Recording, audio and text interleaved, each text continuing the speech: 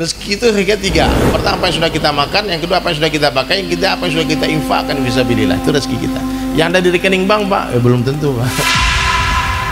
Yang ada di belum tentu. Itu bisa jadi milik ahli waris kita. Ya kalau mereka tahu. Maka cepat-cepat, Pak, cari harta sebanyak mungkin, silahkan, gunakan seperlunya, sisanya fisabilillah.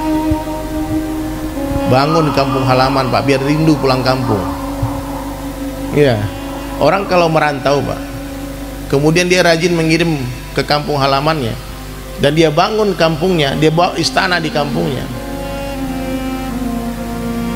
dia rindu pulang kampung. Tiap sebentar ingat kampungnya, kapan pulangnya, kapan pulangnya. Tapi kalau orang lupa kampung halamannya, Pak, dia nggak mau pulang kampung, takut pulang. Maknanya dunia ini hanya indah, nikmat sedikit, nikmat yang sedikit. Maknanya kalau sedikit nikmat, kalau dunia ini banyak menyusahkan. Dunia ini kalau sederhana cenderung nggak masuk hati. Kalau sederhana nih, Pak, benda-benda sederhana itu nggak masuk hati. Tapi kalau benda-benda mewah kemungkinan masuk hati. Simple life, simple problem. Sederhana kehidupan kita, sederhanalah masalah kita. Kak, ini tolong catat nih materi ini. Kalau ibu-ibu mau ceramah, mau dakwah nanti pakai ini.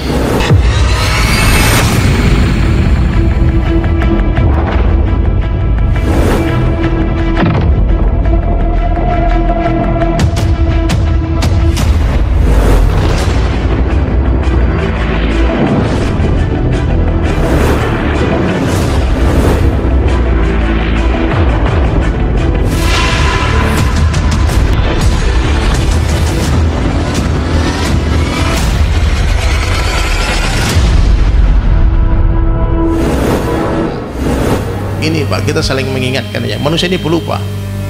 Mari kita bangun istana kita di sana.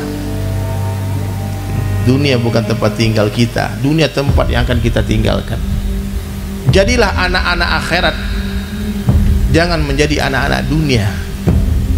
Dunia ini ayahanda bunda, masya Allah, semua dunia ini hanya nikmat, hanya indah sebelum dimiliki saja. Saya kasih tahu nih, yang belum punya mobil mewah ya, yang belum punya mobil Alphard, mobil sedan, udah biasa aja gitu. Dunia ini hanya indah sebelum dimiliki. Kalau udah punya biasa-biasa aja. Pulang kerja, Pak, kita sampai di rumah disambut istri. Assalamualaikum. Dia siapkan segelas teh. Silakan minum, mungkin abang capek di perjalanan. Ini sunnah nih, Bu ya. Kalau suami pulang siapkan satu gelas air minum, itu sunnah Nabi. Jangan interogasi dulu, suami pulang dari mana? Dari mana? Makanya suami itu kalau mau pulang dak-dikduk jantungnya. Ada interogasi di rumah. Makanya banyak suami bunda ya yang nulis nama istrinya di kontak list itu kuntilanak. Dia ngeri, dia pulang takut lihat istrinya. Istrinya mestinya menyenangkan suaminya ya. Jangan tanya-tanya dulu, pulang-pulang kasih air minum dulu. Diberi satu gelas kopi, satu gelas teh, itu nikmat, Pak. Tapi kalau kita pulang ke rumah tahu-tahu disiapkan istri satu ember kopi, Pak, terus dia bilang habisin. Kira-kira nikmat gak itu kopi teh, Pak? Satu ember, gak nikmat lagi.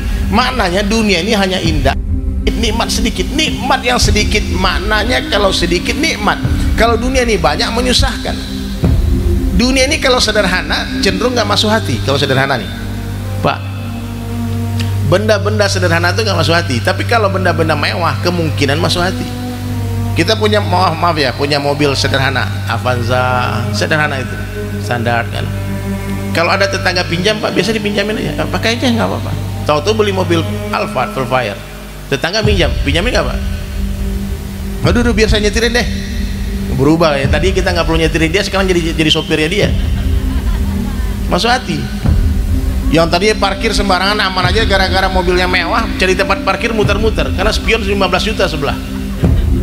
Rezeki itu tiga. Pertama apa yang sudah kita makan, yang kedua apa yang sudah kita pakai, yang ketiga apa yang sudah kita infakkan fisabilillah. Itu rezeki kita. Yang ada di rekening bank, Pak, belum tentu, Pak. Yang ada di belum tentu. Itu bisa jadi milik ahli waris kita. Ya kalau mereka tahu. Maka cepat-cepat, Pak, cari harta sebanyak mungkin, silahkan, gunakan seperlunya, sisanya fisabilillah.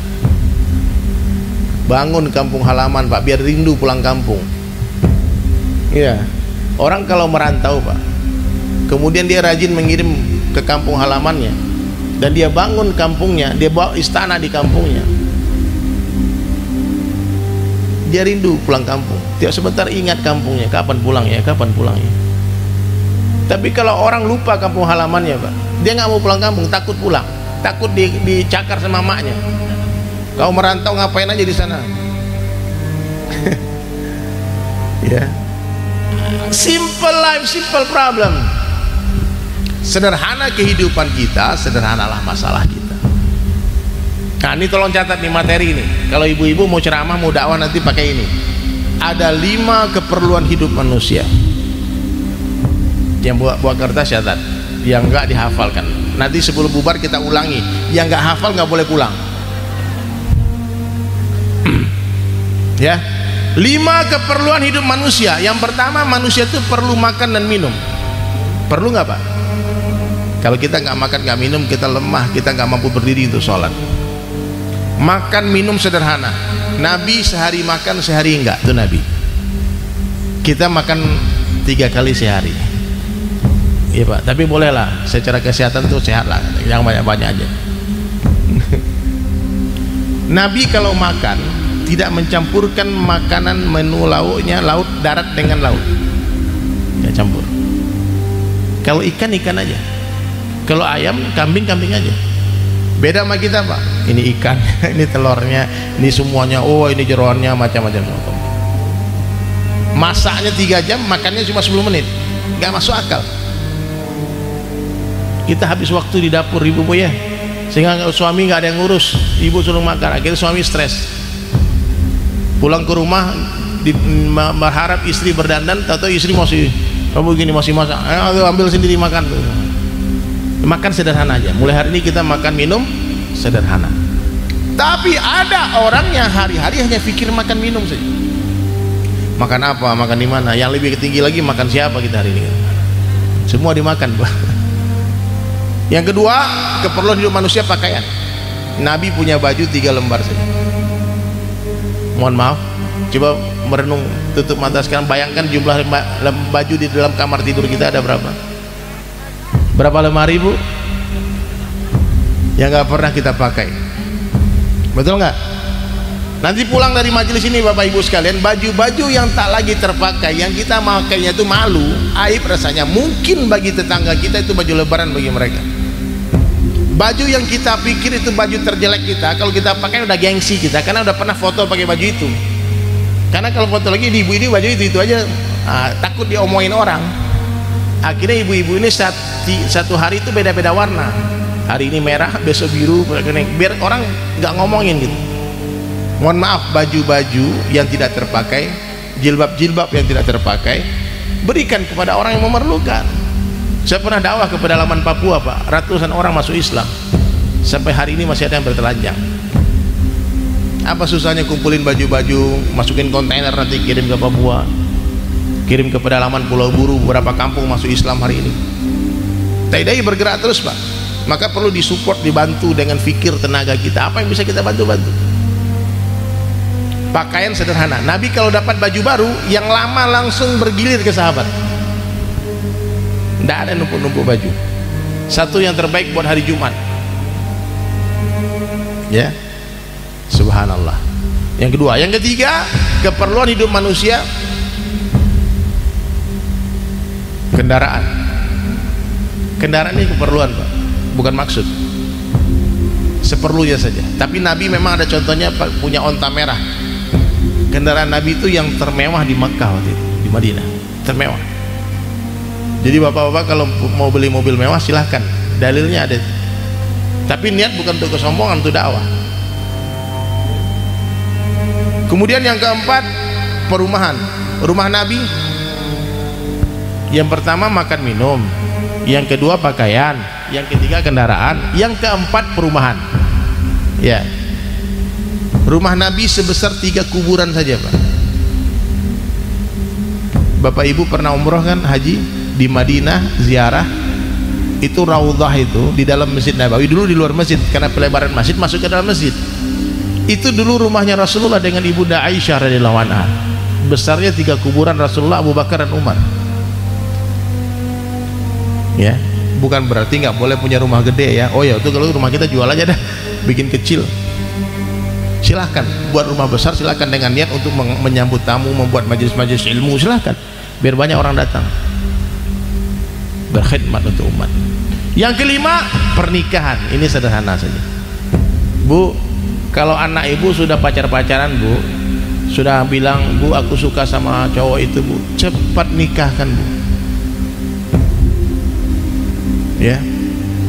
Tapi kita belum ada uang buat sewa hotel. Nikah itu cuma perlu ijab kabul, saksi 2 orang, itu nikah. Tanya ke KUA ada syarat-syaratnya. Lebih mudah dari zina. Orang yang mempersulit pernikahan berarti mempermudah perzinahan. Kalau anak sudah minta nikah, bapaknya tak nikahkan, tadi terjadi kemaksiatan, bapaknya yang bertanggung jawab di hadapan Allah. Sederhana saja.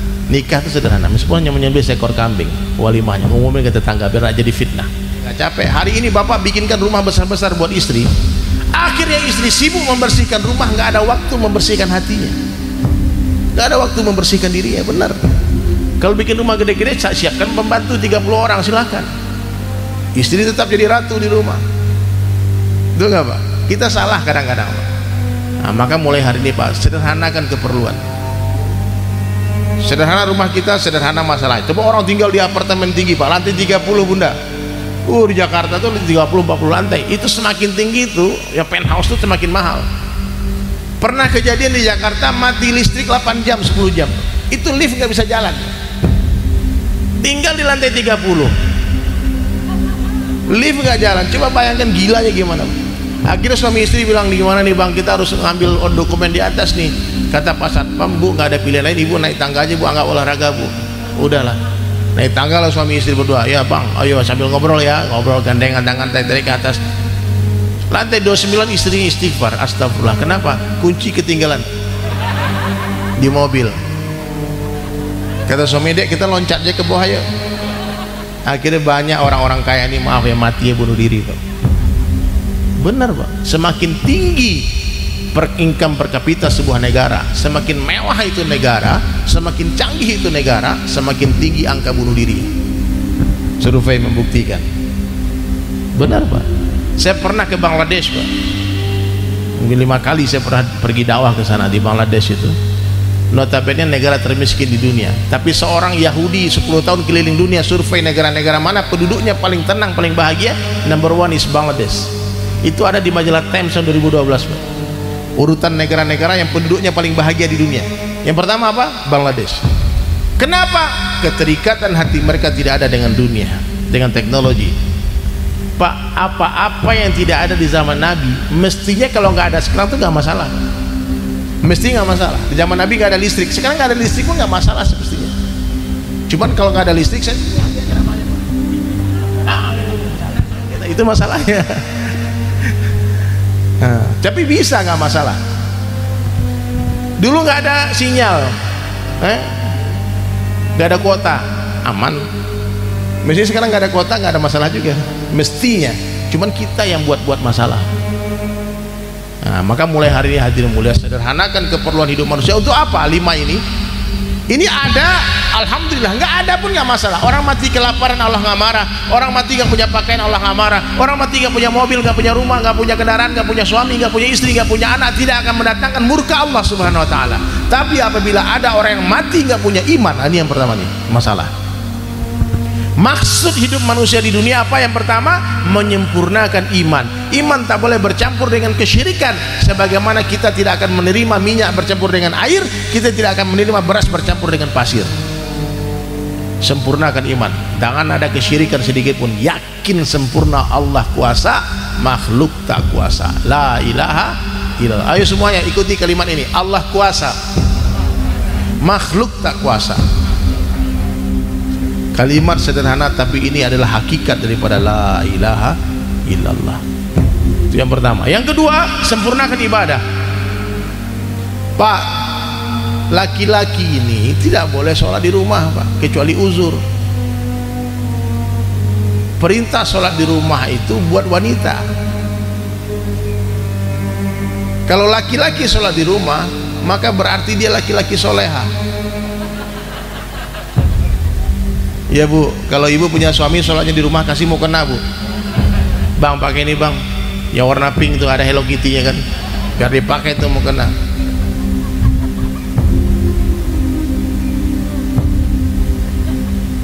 Di mana kita sholat? Nih masjid. Buat apa masjid dibangun?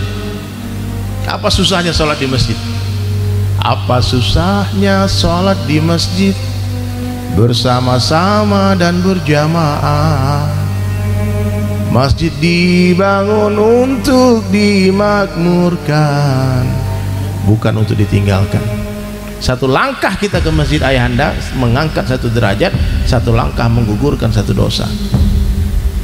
Saya sejak tahun 2000-an tuh belum pernah tinggalkan 5 waktu di masjid dengan sengaja. Belum. Nah, keringat ya. Kelihatan keringat saya. Ini baru dunia, bagaimana akhirat panasnya ya Allah. Pak, siap sholat di masjid Pak? Mulai hari ini ya. Allahu Akbar, Allahu Akbar. Tinggalkan semua aktivitas. Siapa yang akbar? Allah. Sahabat mencangkul di sawahnya. Ketika cangkul naik ke atas, terdengar azannya Bilal. Mereka tak sanggup, tak berani menjatuhkan cangkul ke tanah. Salat sempurnakan. Di awal waktu berjamaah di tempat azan dikumandangkan. Ya, ibu-ibu juga begitu. Lagi nasi nonton drakor, azan maghrib. Bahaya nih ibu, stop nonton-nonton itu ya, fitnah itu. Fitnah besar. Berhenti nonton-nonton sinetron. Mending nonton TV, nonton Muratal apa Ka'bah apa gitu kan enak dilihat, sejuk hati kita. Ini habis nonton sinetron drama Korea Pak, lihat wajah artis Korea kan cakep-cakep, suami pulang lah, suami kenapa kayak gini mukanya ya, akhirnya jadi masalah. Udah stop, jaga pandangan ya. Salat sempurnakan, baik yang fardu yang sunnah. Puasanya, haji yang mampu haji berangkatlah haji. Umrah minimal niat dulu ya. Saya doakan semua berangkat haji umrah sebelum mati ini, amin. Sempurnakan ibadah. Yang pertama tadi sempurnakan apa? Iman. Yang kedua ibadah. Yang ketiga muamalah. Muamalah tahu apa? Dealing bisnis, baik itu akad jual beli, sewa menyewa, gadai menggadaikan, hutang piutang. Ini penting. Banyak hari ini orang kalau berhutang lunak giginya. Bu, bisa pinjam duit? Saya begitu, ada tetangga datang puji-puji, Bang Diri ini mantap ya, oh, saya suka banget sama Bang Diri ini. Puji-puji, kita senang Pak, tahu-tahu pinjam duit ujungnya. Dan kalau hutang ini setan datang untuk tidak bayar hutang. Dan setan tuh tahu betul bahwasanya orang yang mati meninggalkan hutang tidak akan masuk surga. Terkatung-katung Pak. Dan Nabi tidak mau mensolatkan jenazah orang yang mati meninggalkan hutang. Maka kalau Bapak pengen punya harta, punya duit, pikirkan itu untuk apa? Membayar hutang.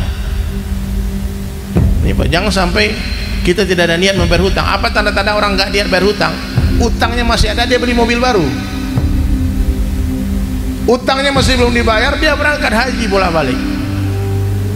Itu nggak sah hajinya Pak, kalau nggak tanpa ridhonya orang yang punya duit. Siapa ya niat bayar hutang ya? Itu kalau orang-orang tua kita dulu tuh dia tulis hutangnya taruh di bawah bantal. Jadi kalau dia meninggal dunia ahli warisnya tahu bapak ibunya punya hutang. Ya. Yahudi tahu Pak. Yahudi tahu hadis ini. Yahudi itu mengenal Islam melebihi seorang ibu mengenal anaknya. Maka dia kolaborasi dengan syaitan bagaimana membuat orang Islam ini nggak ada yang masuk surga satu orang pun. Bagaimana caranya? Mohon maaf, dia buatlah program hutang. Finance datang, kartu kredit datang, ditawarin, ibu beli ini bu ya. Mohon maaf, sekarang kalau kita tanya jamaah nih, siapa yang tidak punya cicilan? Ada tapi tak banyak.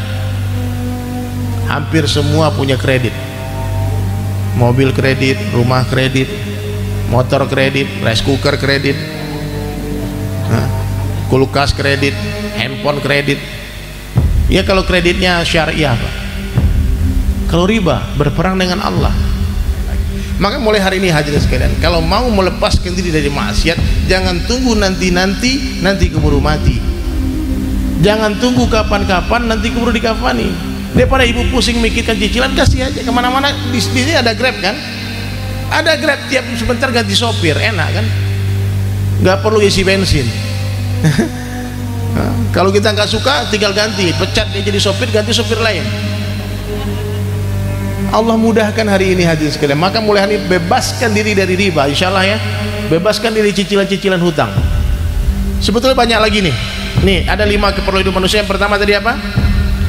Iman, makan minum. Yang kedua pakaian. Yang ketiga kendaraan. Yang keempat perumahan. Yang kelima pernikahan. Ada 5 maksud ke manusia. Yang pertama sempurnakan iman. Yang kedua sempurnakan ibadah. Yang ketiga sempurnakan muamalah, ya, yang hutang piutang tadi, bayar hutang sebelum mati. Yang keempat sempurnakan muasyarah, hubungan bermasyarakat. Bu, musuhan boleh tapi jangan lebih dari 3 hari. Tapi dia salah Pak, kalau kita salah kita minta maaf itu biasa. Yang luar biasa orang salah kita minta maaf, ya Pak. Kalau ada musuh punya, ada hari ini orang ayah kandung dengan anak kandung nggak teguran, ada Pak. Ada kakak adik kandung gak bertegur sapa bertahun-tahun.